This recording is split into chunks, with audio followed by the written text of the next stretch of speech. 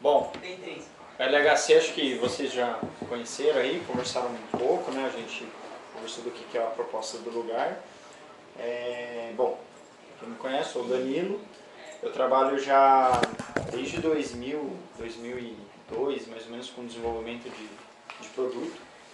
Já trabalhei com tudo, 8051, PIC, ARM, Intel, PowerPC. Trabalho com bastante coisa já há muito tempo e eu tenho notado que muitas pessoas utilizam o Arduino, né? E eu quis, na verdade, fazer mais uma conversa aqui com vocês do que ditar uma regra ou, enfim, dizer que Arduino é ruim, é bom. É só mais para plantar sementinha maker, né? Então, eu até fiz aqui, né? A gente utiliza produto com Arduino, você vê assim, tudo bem?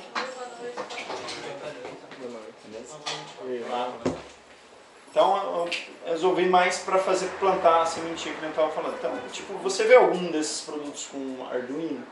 Eu particularmente nunca vi. De repente pode até existir e tal. Eu já vi algumas pessoas utilizando eles para uso industrial, fazer bastante projetinho de demonstração, mas em produto real eu nunca cheguei a ver. E aí eu resolvi falar, por quê? Por que desse motivo? Né? Por que as empresas, pelo menos por enquanto, né, não utilizam Arduino ou você vê produtos desse tipo? Né? Então eu criei aqui algumas coisas. Né? Por que não vemos os produtos de Arduino? Uma coisa é licença de software. O Arduino ele é General Purpose License. Então as empresas não podem usar o seu software, criar a sua solução devido a segredos industriais ou alguma coisa do tipo. Né? A garantia eu coloquei aqui, por exemplo, por causa do... O que acontece? Quando você desenvolve algum hardware, às vezes a empresa que desenvolve o chip, ou até mesmo outra empresa contratada, ela desenvolve os drivers, o sistema operacional, e você necessita de um suporte, né, para isso. Eu, por exemplo, trabalho na Magnete Marelli, desenvolvimento de software que utiliza no carro. Então você imagina, se a gente tem um problema lá e acontecer alguma coisa, o carro dá um problema na estrada, 200 km por hora lá, a gente precisa ter uma garantia, digo juridicamente, para qualquer tipo de problema que a gente venha a ter. Né? E suporte também, porque o Arduino não tem suporte a não ser a própria comunidade. Né? O que isso basicamente deve ter outros motivos. Eu não coloquei aqui, mas por exemplo preço, né? Bem, preço, por exemplo, o Arduino, apesar o chip dele não é ruim. O chip, o AVR é excelente. Na Europa, eu sei de algumas indústrias que utilizam lá para carro os componentes eletrônicos que utilizam no Arduino. A parte de sensor do Arduino ele não é muito robusto se você for colocar numa indústria, alguma coisa. Né? Então, esses eu acho que são os principais motivos. Depois, se eu me lembrar algum aí, eu vou falando conforme eu vou conversando com vocês. Aí eu coloquei a pergunta: então não devemos usar Arduino? Não, negativo. Quem sou eu para dizer que não vai usar? Né? Se a indústria não usa, não significa que você não pode usar. Né? Eu vejo o Arduino muito como o pessoal, assim, como o pessoal que estuda. O cara quer testar um conceito de cálculo, ou até mesmo pessoas que não é da área. Você imagina um biólogo lá vai fazer algum experimento, que ele precisa ter uma automação.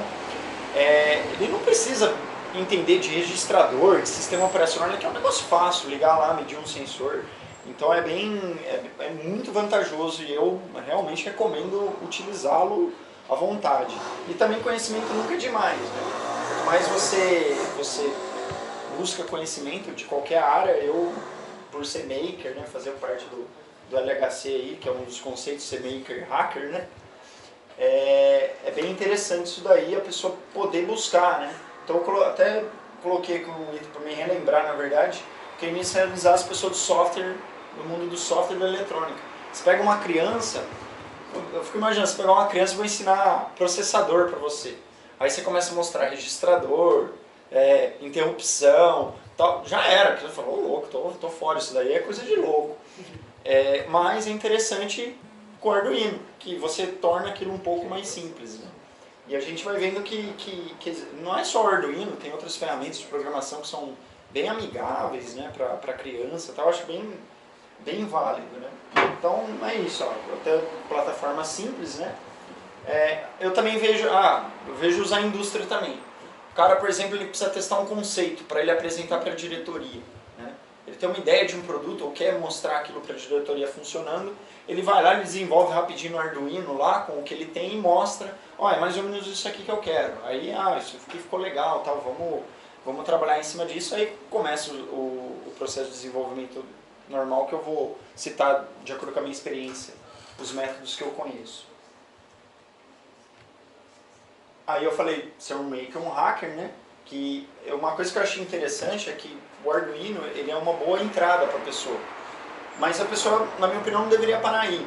Eu não sei se quem conheceu aquela Legacy vocês quatro, vocês viram a quantidade de kit que a gente tem ali, a quantidade de empresas que tem que fazem coisas bem legais, aí, bem amigáveis para a gente usar. O Douglas está aqui, pode dizer até melhor que eu, o tanto de produto ou empresas que tem aí que vem desenvolvendo ferramentas baratas, componentes baratos, fáceis de utilizar, e tem muito incentivo também. Então eu acho que a pessoa não deve se acomodar, sabe? Eu vejo o Arduino, beleza, eu sei Arduino, eu posso ficar tranquilo, vou ficar parado nisso. Não, a gente estava falando com vocês de Python, Java, tem que ir aprendendo o máximo de coisas possíveis, né? Isso que é o espírito maker, hacker que o LHC sempre prezou, que independente da área, aprende. Isso daí vai ser aprender por prazer, né? Não necessariamente precisa ter uma aplicação industrial ou comercial. Aí eu vou falar um pouco das empresas. Então, como as empresas trabalham no desenvolvimento de software, né? De hardware e tal. Eu já trabalhei em empresa média, pequena e grande. Existem muitas diferenças entre elas. Na verdade é uma diferença um pouco mais setorial, mas todas elas trabalham do mesmo jeito. Então eu vou começar a falar da empresa pequena. A empresa pequena, geralmente, por exemplo, eu trabalhei numa empresa acho que era o menor possível, só tinha eu como desenvolvedor de tudo. De hardware, software e mecânica. Eu desenvolvia tudo, né? Então como é esse desenvolvimento? O cara chega e fala assim, tive uma ideia, vou fazer um negócio assim, putz, então vamos lá. Aí você começa a ir buscar, fala, putz, será que já tem algum produto aqui na empresa que eu tenho? Aí você busca tal, você vê lá, tem esse hardware aqui que dá pra mim fazer uma gama. Porque a empresa não tem dinheiro para investir. Você chega lá na empresa, agora está mais acessível, mas na minha época, por exemplo, o que eu comecei a fazer isso, uma empresa pequena, um kit custava 2, 3 mil reais. Você falava pro dono da empresa comprar um negócio de 3 mil reais para ele fazer um teste, ele falou, louco, se eu vou dar 3 mil reais, já vou ter que mandar você embora para comprar o kit, entendeu? Então é uma empresa pequena um pouco mais complicado, porque você acaba fazendo tudo. De repente você até pode ter um cara que faz hardware, outro cara que faz software, mas você sempre vai esbarrar você vai acabar tendo que dar pitaco em hardware e dar pitaco em software. Ou fazer o software ou então, numa empresa pequena é assim que funciona. O cara chega lá e fala assim, eu quero fazer isso. Como eu que desenvolvia todo o hardware, existe uma vantagem nisso. Porque, em comparação com uma empresa grande, às vezes não tem muita ligação do setor. Você, por exemplo, eu nem conheço o cara que faz o hardware. Eu não conheço. Chega lá, pronto. Então o cara vira e fala pra você, eu preciso de um produto que faça isso aqui. A empresa chega, isso. Passa uma lista para você de requisitos. É mais ou menos como a gente desenvolve em casa. Você vai pegar, vai olhar aqui e falar, bom, eu preciso de um hardware. Que processador que eu vou usar? Aí já começa a entrar outra briga, por causa de custo. Aí entra no Arduino. Por que não usa Arduino? É caro. Mas o Arduino entraria para demonstrar. Mas será que esse produto vai ficar legal? Beleza, vou pegar o Arduino, vou montar aqui. Ficou legal. Ou não funcionou legal, ficou meio complicado a interface de homem e máquina, então não vai dar certo. Ou vamos fazer essa alteração e levar. Então, beleza. Eu vou lá, eu defino o meu hardware, tudo que o meu hardware precisa ter, que é o que? Número de GPA, você vai ter UART, você vai ter AD, você vai ter DA, você vai ter PWM, tá? Você define tudo. Eu não sei se vocês querem que eu determine um pouco do hardware, ou fale só do software, e vocês que decidem. Se quiser eu posso falar um pouco do método de desenvolvimento de hardware, mas também não tem muito o que falar, porque é tudo especificação. Então, por exemplo, se eu vou mexer no motor de passo, né? Se eu vou mexer aqui no motorzinho de passo, que parece um sol que eu fiz aqui, como é que você faz? Você vê, pô, esse motor de passo, então ele precisa ter uma certa potência. Aí entra na mecânica. O cara da mecânica tem que te falar, mas se você não for o cara que faz tudo, você vai ter que pegar o motor e testar. O Arduino já ajudaria nisso. Então você chega lá na potência do motor e você vê no mercado o que tem disponível para isso pronto, em termos de componente mesmo. Então, por exemplo, estou tentando lembrar de cabeça, mas eu não vou lembrar, tem algumas pontes H pronta, tem várias para motor, ponte H dupla, que inclusive usa no Arduino e tal. Você chega nisso daí, você pede a amostra, o cara te manda, aí você faz um layout e tal. Então é basicamente isso, faz uma lista de requisitos da coisa que você precisa, né, que geralmente a mecânica te passa, tal, fala assim, vou colocar um display, aí você vai determinando isso, né, eu estou falando sempre bem claro em empresa pequena, né, aí você determina todo esse tipo de coisa, de hardware e beleza. Quando você tem um hardware, você tem sua plaquinha aqui pronta. Tem aqui seu processador, que você já chegou num processador barato, que você tem a ferramenta para poder desenvolver, que você conhece para desenvolver mais rápido, que existe um acordo comercial, tal. Você analisa todas essas coisas, mas parece difícil, mas é bem tranquilo. Né? Beleza, então você chegou e falou assim, de acordo com os requisitos aqui, pelo tanto eu acho que esse processador dá, vou fazer com ele. E aí você começa a desenvolver em cima dele. No desenvolvimento de software que eu participei, da minha experiência profissional, eu tenho que fazer tudo.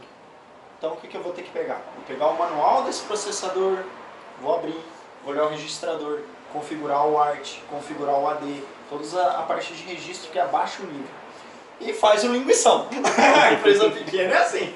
Você tem lá o software, o My, né? Beleza? E aqui está seu software. Não, você faz assim. Force Brute. Go Horse. Eu até ia colocar um símbolo de um cavalo ali, mas eu esqueci. Go Horse. Go Horse, vai. Aí você faz tudo. Dá problema, você que tem que ver. Se dá algum problema no hardware, você que acaba fazendo tudo.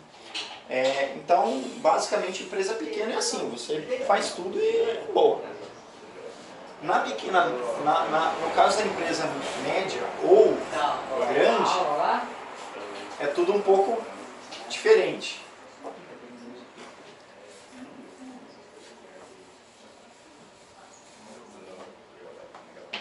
Boa noite, pessoal. Boa noite.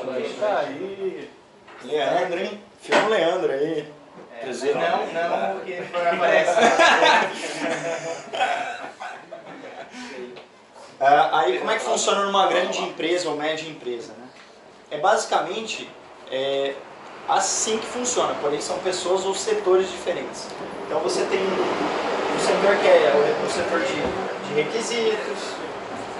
Esse povo aqui eles não sabem nada de hardware, não sabem nada, eles só têm alguma noção, mas eles também não precisam saber. Eles precisam conversar com o cliente e ver o que o cliente quer. Depois disso você tem um grupo que pega os dados desse cara. Aqui você tem o cliente. Assim, falando de maneira genérica, né? Então esse cara se conversa, esse cara se conversa. Aí esse cara aqui, que seria o cara que analisa, né, os program manager, ou program manager de várias áreas, né, de hardware, de software, de mecânica. Eles analisam, fazem toda a análise para transformar esse requisito em realidade. Então o cara pesquisa o melhor componente para usar. Uma empresa grande, eles têm um poder de barganha muito grande. Por exemplo, existem casos que a empresa lá, a Infineon, tal, ela desenvolve um chip para a empresa dedicado, porque eles têm volume para isso. Quando determina isso, esse Program Manager, junto com uma equipe, determina o requisito de hardware, de software e de mecânica. De mecânica eu não vou falar que não é minha área, então vou deixar essa parte para quem conhece mais. A parte de hardware, o cara faz exatamente daquele trabalho, mas é um grupo, né? Então o cara analisa assim, em nível de análise, vocês podem ter certeza que é absurdo. O cara ele pega um componente, ele vê lá no datasheet, esse componente ele aguenta 100 volts, até 100 volts e não queima. O cara ele põe 100 volts e checa. fala lá no componente, por exemplo, ele aguenta uma frequência, um ruído, né, de X.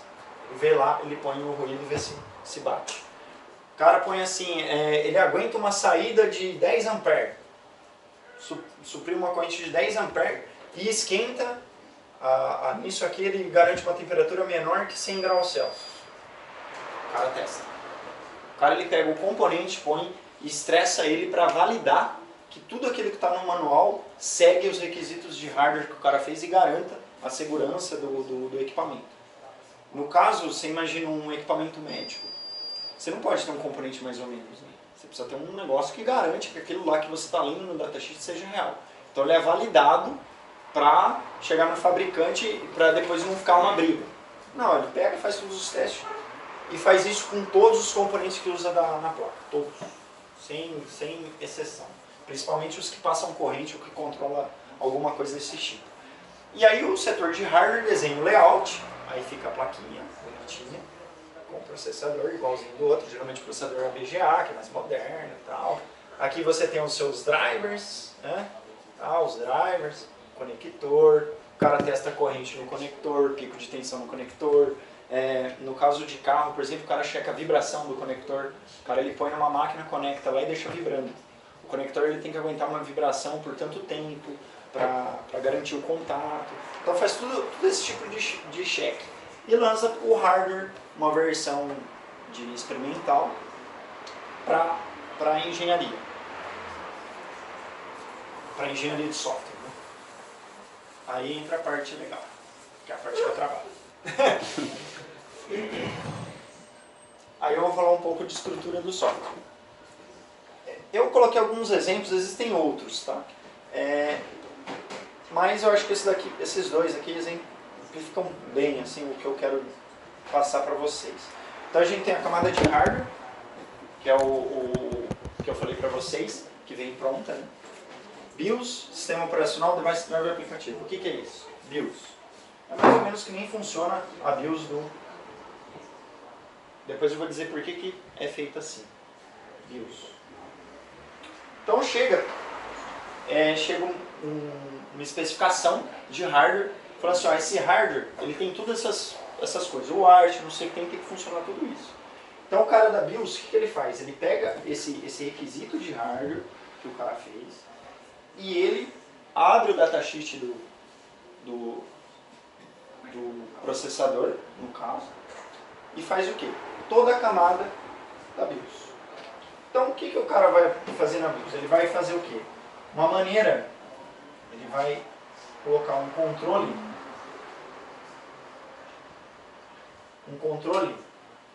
que é o device driver, vai colocar um controle para setar GPIO, uma maneira que o device driver vai controlar a UART, uma maneira que o cara vai controlar, sei lá, uma saída de PWM, uma entrada de AD. Tal. O que eu falo? O que eu quero dizer com isso? A BIOS, na verdade, ela é a comunicação com a camada física da sua placa e do processador, no caso. Ela que vai suprir toda a parte de device driver e aplicativo. Então, geralmente isso daqui não é um cara, é um grupo de pessoas, tem autocode, tem um montão de coisas relacionadas a esse grupo que desenvolve a BIOS. Então, se você abrir a BIOS, você vai ver muito negócio lá de registrador, de processador, ponteiro de registro, para interrupção, você vai ver tudo isso. O que o device driver faz? Eu deveria ter começado a explicar de cima para baixo. Né? Então, eu vou voltar aqui, aí é melhor. No aplicativo. O cara que faz aplicativo, que no caso é o meu trabalho hoje, eu trabalho com aplicativo, eu não mexo com device driver nem BIOS, trabalho só com aplicativo. Vamos dizer que eu preciso setar uma porta. Eu preciso ir de 0 para 1. É mais ou menos como vocês fazem no Arduino. Né? Vocês põem lá o comando acho que é pin, eu não lembro qual que é o comando. Você põe 1, escolhe o número do pino e escolhe se quer high ou low. Aqui no aplicativo é igualzinho. Tem lá um comando, sei lá, invento qualquer nome mesmo. Tipo, sei lá, GPIO, controle, PIN. Beleza, passa aqui o parâmetro. Você põe aqui. Aí eu falo pra você, esse cara tá onde? Esse cara tá no device driver. Device driver, quando eu chamar aqui a função, né? Funçãozinha, essa função, ele vai chamar uma função que tá aqui. Aí você fala assim, mas como assim chamar? Isso aqui ele é um montão de ponto C e um montão de ponto H. Você vai definir um ponto H aqui chamado DD, por exemplo, ponto H, né? Seu DD.H. E aqui vai ter o extern dessa função. Beleza. Aí você vai chamar aqui. E a BIOS, o que aqui dentro tem? O que ele faz? Aí se você olhar aqui dentro, parece... Depois eu vou explicar por quê. Porque você fala, pô, é mais fácil eu chamar direto. Esse cara aqui, ele tem um, por exemplo, BIOS,